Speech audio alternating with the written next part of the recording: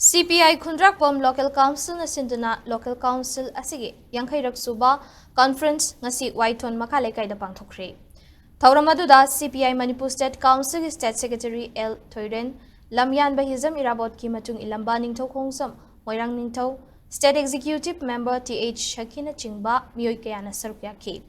Tauramadu Sarukyaki ba singna Manipur gi Law and Order ngak pangamdaba Home Minister Pham Thadok-U Madam Chadaba Buffer Zone Klauto National Highway Singda Free Movement Leihalu Haiduna Kolaukaya Lauki.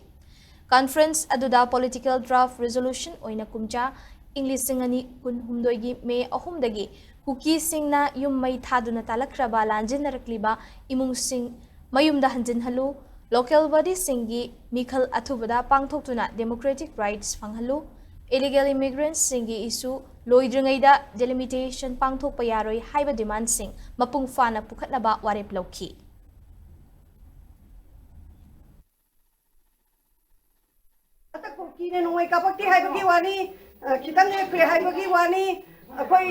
Highway Chapayadi, Free Zone, Free Movement Oidi, Akoi the Manam Chadaba Buffer Zone Lady, Internet depressed person in Mayum Danton Bagandri, I could no end of the Napangam Daba, Howjiti, PRA Vanina, the Home Minister and Michana, no end of orders in Nakadabani, Adubo Mano, Nasiba Nakana, May, Manipuri, no end of the Napangam Daba, Amisa Home Minister Pham Thadok-U, I Khundrakpam Council na Nasigi Conference ki Khudong Jabalaga, Akoi Takshan Dari.